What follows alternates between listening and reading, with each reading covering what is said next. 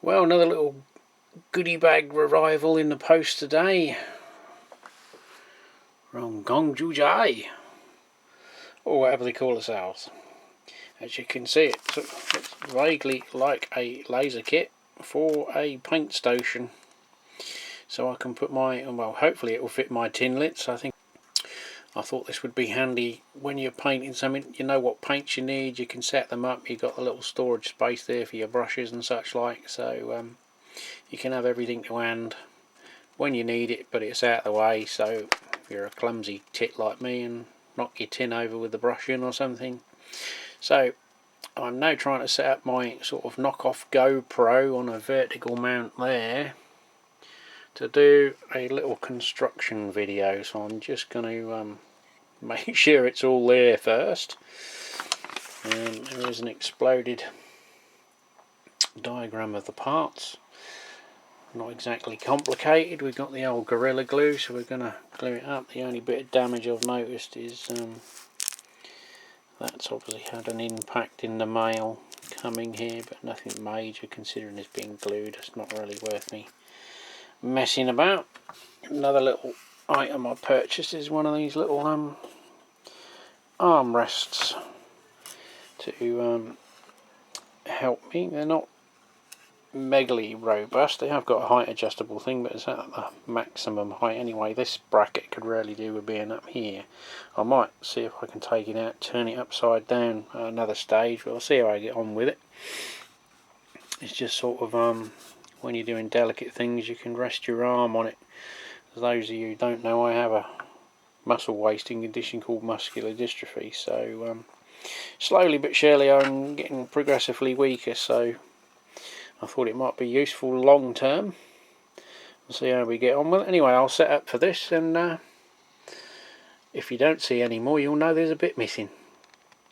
Okay, well, all the bits are there. Fitting them together is another matter. Nothing majorly problematic. You just got to think about how you're going to put it together, because if you just go off and start gluing things and slotting them together, you're going to find that you shoot your bolt too early. It's got to sort of go in a certain sequence. As you can see around here, there's no keyway, so that piece is set short, so there's no attachment at the back. This plate that goes in has got a key way there, but none there, so you could put that in separate and bring it up, but you've got to have that end,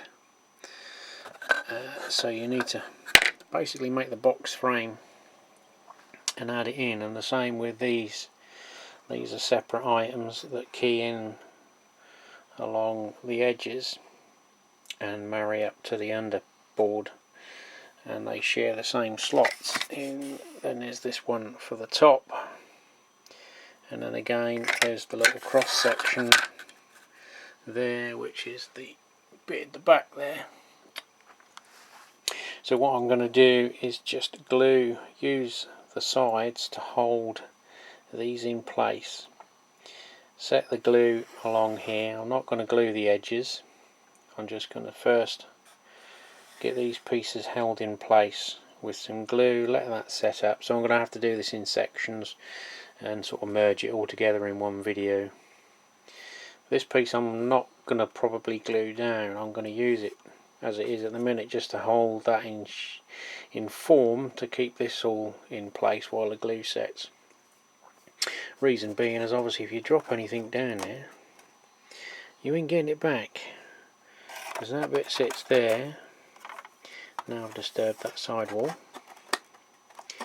but there's an infill section here, which, as you can see, you've got the 3 lugs,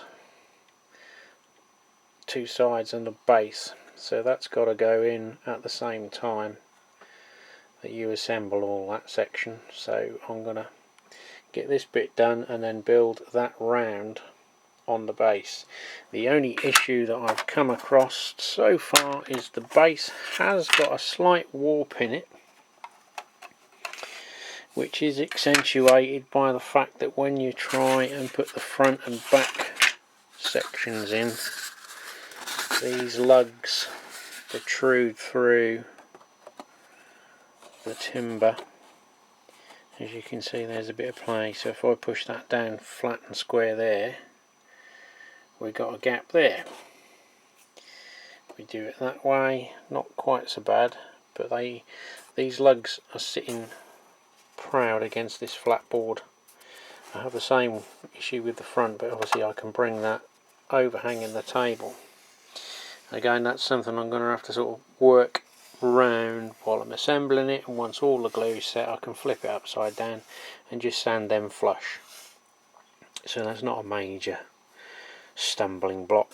There is a slight warp on this base, but obviously once we put a bead of glue along the bottom and do that as the next section, so we'll have to assemble that piece with the hoops on for the paint pots, then the frame around this, and then the end has got to go on with the top at the back here, this section glued in, and then that will just leave the little cross hatching to go in along the front at the top.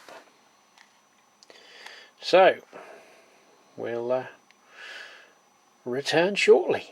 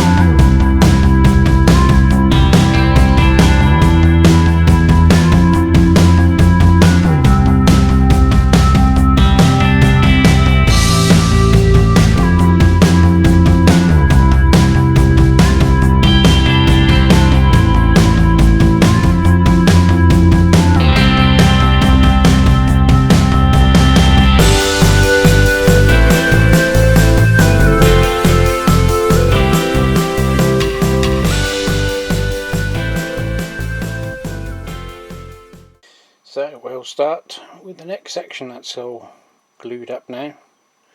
I've done another dry fit just to see if there's any problems or issues. The only thing I can see is I might put a support underneath here just to stop it from sagging. Well, as you can see, there's some strategic clamping going on here. Got 3 on the base at the front to hold that strip down to compensate for the bow till that sets and holds that curvature back straight. Same issue at the back, so I've just temporarily fitted the back panel just so I know everything's sort of in line and holding in place. So now it's just a waiting game. There's a few places it doesn't quite meet up. I can't move it now, and obviously that back panel protrudes through the base, so I'll have to leave it as it is until it sets, and then any sort of slight remedial work will just have to be a bit of super glue and activator to speed up the process.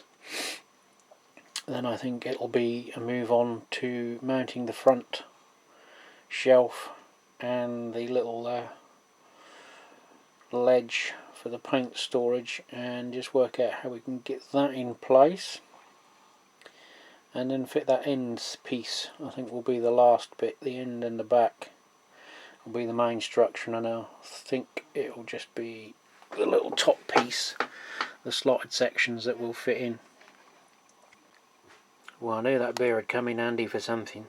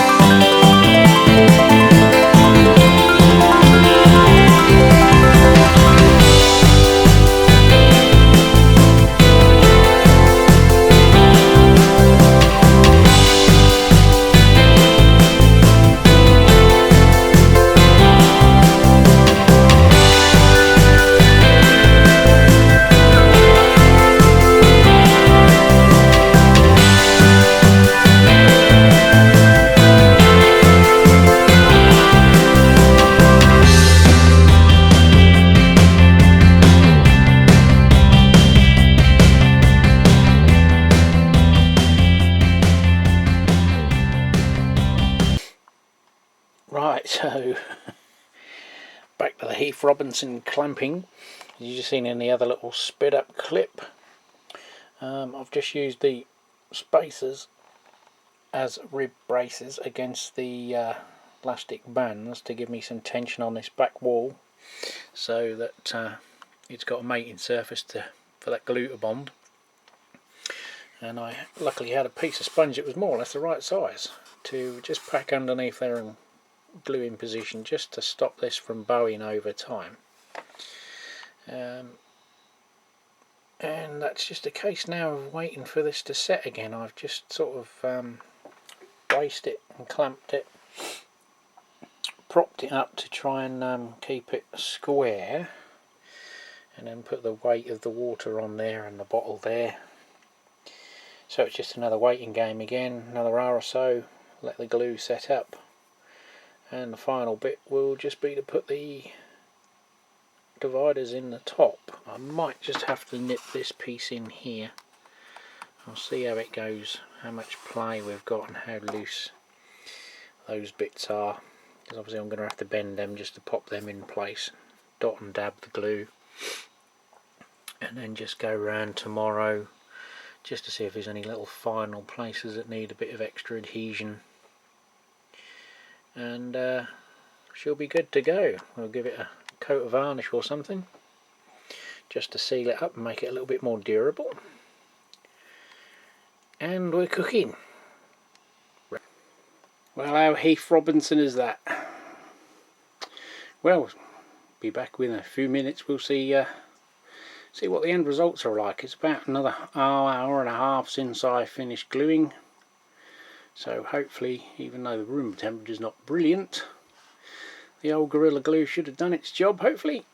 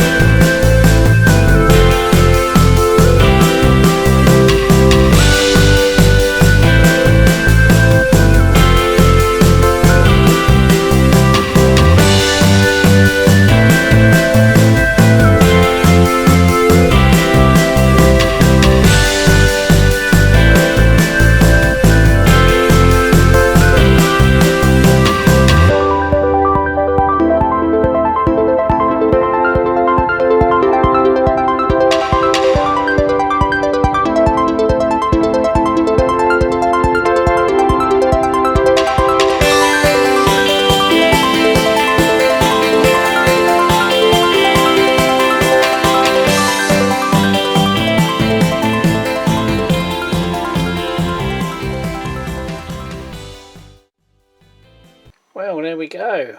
Just finished setting in those little storage pods, whatever you want to call them, the little dividers. Just thought I got some are a little bit tighter than others, but they all fit the Humbrol and Revell tins and the little plastic ones. Tamiya's will fit the top row, but only every other one, because they are, well, it's not designed for those. It's just incidental that they happen to fit the top row. They don't fit anywhere else. The spacing's not big enough, but you can't get them together like that, but they will alternate. I don't know whether just about squeeze a Humbrol tin in, but yeah, that was the idea. And a little storage area for your brushes and palette knives and things, and then a little bit at the back. So next shot you're going to see is the bit that I will probably open it up with. So that's the build complete, bar the coat of varnish you're now about to look at.